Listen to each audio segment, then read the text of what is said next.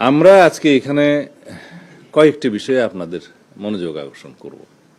এক হচ্ছে, বেশ কয়েকবার জাতীয় সংসদের অধিবেশন থেকে অবশ্যই বিধি মোতাবেক বিরোধী দলীয় মাননীয় নেতা এবং অন্যান্য সদস্যগণ তারা ওয়াক আউট করেছেন বিভিন্ন ইস্যুতে। এটা পার্লামেন্টারি কালচার অনুসারে তারা করতেই পারেন বিধি মোতাবেক। কিন্তু যে সমস্ত ইস্যুতে তারা ওয়াক আউট করেছেন ওখানে কিছু কিছু তথ্য সঠিক ছিল না, ওনারা সঠিকভাবে উপস্থাপন করেনি। হয়তো তারা সরকারি দলের উপরে বিভিন্ন বিষয় দোষ চাপিয়েছেন বলা যায়। সেই বিষয়গুলো আমরা তাৎক্ষণিকভাবে যতটুকু অ্যাড্রেস করা দরকার পার্লামেন্টে সেইটুকুন আমরা অ্যাড্রেস করেছি। কিন্তু ওনারা যখন বাইরে এসে প্রেসের সাথে কথা বলেছেন তার মধ্যে অনেকগুলো বিষয়ে কথা বলেছেন যেগুলোর বিষয়ে আমাদের এখন বাইরে সেটার আমাদের জবাব দেওয়া প্রয়োজন। তা না হলে আমরা অনেকটা আপনাদের কাছে, মিডিয়ার কাছে, জাতির কাছে আমরা হয়তো আমাদের বিষয়টা পরিষ্কারভাবে তুলে ধরতে পারবো না। সেই জন্য আজকের এই প্রেস ব্রিফিং। এই অর্ডিন্যান্সগুলোর বিষয়ে আমাদের মাননীয় আইনমন্ত্রী কথা বলবেন। আমরা 133টি অর্ডিন্যান্স আর্টিকেল 93 অনুসারে পার্লামেন্টের প্রথম বৈঠকে আমরা প্রথমে এগুলো উপস্থাপন করেছি, যেটা সাংবিধানিক বাধ্যবাধকতা উপস্থাপন করার। তার মধ্যে 4টা বিষয় থাকে। হয় 30 দিনের মধ্যে এগুলো অনুমোদন করতে হবে, অথবা অননুমোদন করতে হবে, অথবা এগুলো বিল আকারে অথবা সংশোধিত আকারে আমাদেরকে সেটা পার্লামেন্টে তুলে স্ব মন্ত্রণালয়ের যে সমস্ত অর্ডিন্যান্সগুলো জারি করা হয়েছিল সেগুলো আইনে পরিণত করতে হবে। তা আমরা একটা বিশেষ কমিটি জাতীয় সংসদের প্রথম দিকে যেটা করে দিয়েছিলেন মাননীয় স্পিকার, এই সংসদীয় বিশেষ কমিটির প্রস্তাবনার মধ্যেই থাকে তার অ্যাক্টিভিটিস কি হবে, কার্যক্রম কি হবে। তাতেই বলা হয়েছে যেহেতু এখন মন্ত্রণালয় সম্পর্কিত কমিটিগুলো, স্থায়ী কমিটিগুলো এখনো গঠন করা সম্ভব হয়নি, সেই জন্য এই বিশেষ কমিটি অধ্যাদেশগুলো পর্যালোচনা করে সংসদে রিপোর্ট পেশ করবেন। সেটা সংক্ষিপ্ত সময়ের মধ্যে 3টা লিলি আল্ট্রাসফট সিরাম জেল, যা গভীর থেকে স্কিনে দেয় 3 গুণ সিরাম হাইড্রেশন। সিরাম জেল হাইড্রেশনে ব্রাইট থাকো সব সিজনে।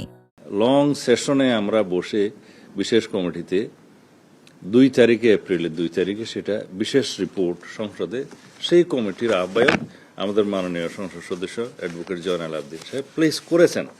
তার মধ্যে কয়েকটা ভাগে এটা প্লেস করা হয়েছে। তার মধ্যে 98টি অর্ডিন্যান্সের ব্যাপারে প্রথম ভাগে বলা হয়েছে এটা অ্যাজ ইট ইজ আমরা সংসদে যেভাবে আছে সর্বসম্মতিক্রমে পাশ হবে। এরপরে 16টা অধ্যাদেশের বিষয়ে বলা হয়েছে যে এটা আমরা যাচাই বাছাই করে পরে বিল আকারে সংসদে উত্থাপন করা হবে।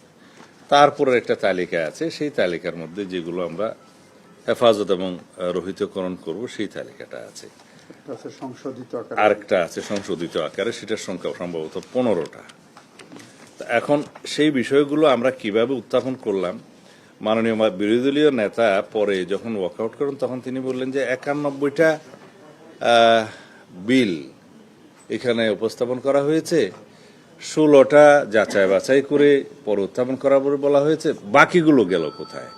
আইনমন্ত্রী সাহেব ফ্লোরে জবাব দিয়েছেন যে 91টার মধ্যেই কিন্তু বাকি 17টা অন্তর্ভুক্ত। কারণ কোন কোন অধ্যাদেশ জারি হওয়ার 15-20 দিন, 1 মাস 2 মাস পরে দ্বিতীয় সংশোধনী আনা হয়েছে, কোথাও কোথাও তৃতীয় সংশোধনী আনা হয়েছে, মূলত অধ্যাদেশ একটা। তো যখন বিল আকারে উত্থাপন করা হয় জাতীয় সংসদে, সব অধ্যাদেশগুলোকে এক করে একটা বিল আকারেই উত্থাপন করা হয়েছে। এইটা আমার মনে হয় মাননীয় বিরোধী দলীয় নেতা হয়তো খেয়াল করেননি। সেই কারণে তিনি মনে করেছেন 91টা না হয় প্লেস হলো, 16টা প্লেস হবে না, বাকিগুলো গেল কোথায়? বাকিগুলো এই 91টার মধ্যেই অন্তর্ভুক্ত। তিনি হয়তো এটা খেয়াল করতে পারেন। এই ডিটেলটা আইনমন্ত্রী সাহেব বলবেন। আর যে সমস্ত বিলগুলো নিয়ে পার্লামেন্টে এই বিশেষ রিপোর্টের মধ্যে মাননীয় বিরোধী দলীয় সদস্যগণ নোট অফ ডিসেন্ট দিয়েছিলেন, এই বিশেষ কমিটির রিপোর্টে হুবহু সেই সমস্ত নোট অফ ডিসেন্টগুলো উল্লেখ করা হয়েছে যেভাবে তারা দিয়েছেন। এবং নোট অফ ডিসেন্টওয়ালা অধ্যাদেশগুলো যেগুলো সংসদে উত্থাপিত হয়নি বা সংশোধিত আকার হয়েছে অথবা রহিত এবং হেফাজতকরণের জন্য উত্থাপিত হয়েছে, এই সব বিষয়ে নজিরবিহীনভাবে মাননীয় স্পিকার 2 মিনিটের জায়গায় কোথাও 10 মিনিট 15 মিনিট করে কয়েকজন সদস্য বিরোধী দলীয় সদস্যদেরকে কথা বলার সুযোগ দিয়েছেন।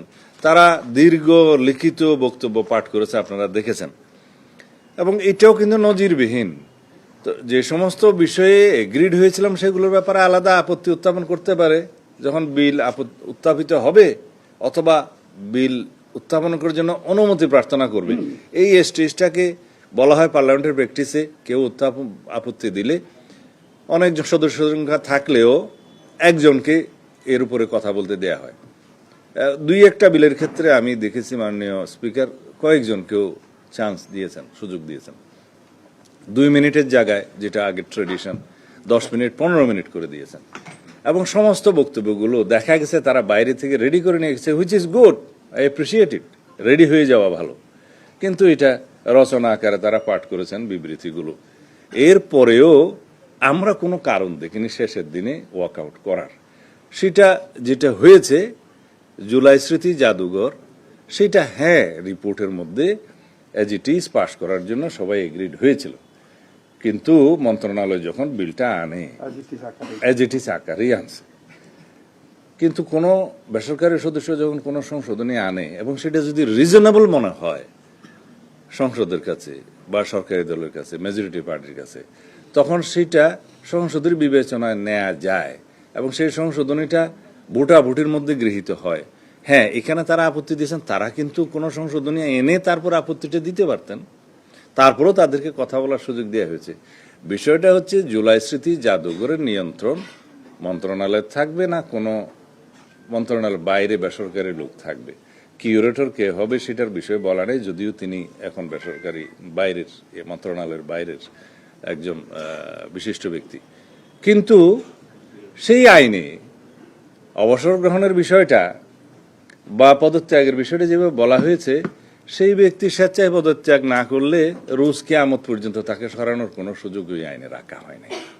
সেই জন্য বলা হয়েছে আইদার তিনি সরকারের কাছে পদত্যাগ করবেন, অথবা কোনো কারণে যদি সরকার রিজনেবলি মনে করে যে তাকে অপসারণ করা দরকার, সেই সুযোগটা সরকারের কাছে আছে।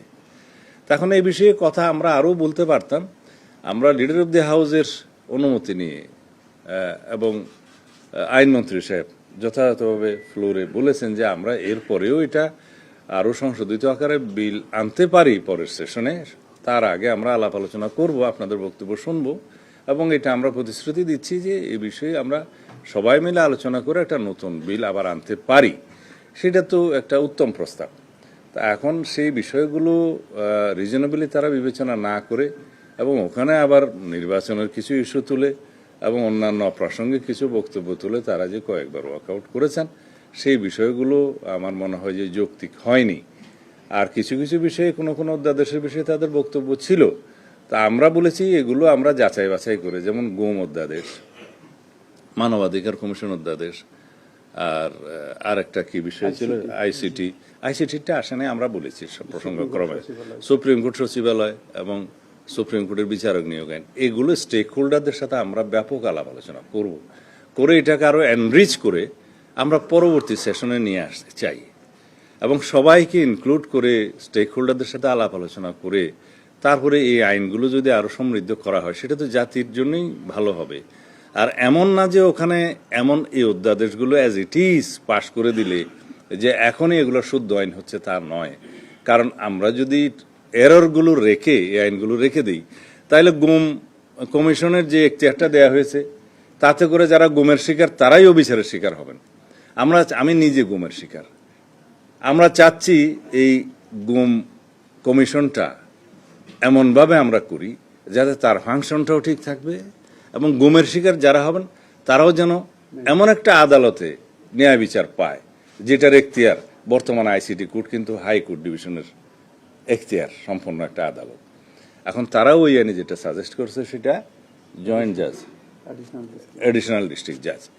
আর তারও একটা বিষয় আছে, তদন্তের বিষয় আছে, মানবাধিকার কমিশন তদন্ত করবে। এখন আইসিটি কোর্টের যে প্রসিকিউশন টিম এবং তদন্ত সংস্থা, এইটার মানটা অনেক উঁচু এবং তার লজিস্টিক সাপোর্ট সব অনেক বেশি। যদি আমরা মানবাধিকার কমিশনের কাছে একটা তদন্তের জন্য দিই, বা গুম কমিশনের কাছে একটা তদন্ত দিই, তো এইটা কিন্তু মাল্টিপ্লিসিটি অফ ইনভেস্টিগেশন এজেন্সিস হবে, বিভিন্ন রকমের রিপোর্ট আসবে, আসামিরা এখানে হ্যাঁ, বা আসামের বেনিফিট হবে, সময় ক্ষেপণ হবে, এগুলো আমরা মাথায় রেখেই আমরা এই আইনগুলো করছি। কিন্তু ইন্টারিম গভর্নমেন্টের সময় আমি তাদেরকে দোষ দেব না। কেউ কেউ নিজেদের প্রোভাইড করার জন্য তাড়াহুড়ো করে এই মানবাধিকার কমিশন এবং গুম অধ্যাদেশ এগুলো করে ফেলেছে। আমরা দোষ দিতে চাই না। 10 বছর একটা গভর্নমেন্টের বয়স, হয়তো তাড়াহুড়োর মধ্যে এগুলো ওনারা করতে চেয়েছেন, সেই জন্য কিছু কিছু ভুলভ্রান্তি থাকতেই পারে। তা এখন তো একটা রেগুলার গভর্নমেন্ট, পলিটিক্যাল গভর্নমেন্ট, এখন অনেক সময় আছে আমরা আলাপ আলোচনা করে এই গুম অধ্যাদেশগুলো, মানে গুম কমিশনগুলো, মানবাধিকার কমিশন এবং আইসিডি অ্যাক্ট, এগুলো সিমিলারিটিস রেখে আমরা যাতে গুমের শিকার যদি কেউ হন বা অতীতে যারা হয়েছে তাদের জন্য যদি ন্যায় বিচার এবং সর্বোচ্চ ন্যায় বিচার নিশ্চিত করতে পারি, তাহলে সেটাই কি ভালো না? এবং সেই জন্য আমাদের একটু সময় দরকার। এখন এই বিষয়গুলো মাথায় রেখে আমরা কথা বলেছি, কিন্তু বিরোধী দলের সদস্যরা এই জিনিসগুলোকে রাজনীতিকীকরণ করেছেন, আমরা যেটা করতে চাই না। লিলি আল্ট্রাসফট সিরাম জেল, যা গভীর থেকে স্কিনে দেয় 3 গুণ সিরাম হাইড্রেশন। সিরাম জেল হাইড্রেশনে ব্রাইট থাকো সব সিজনে।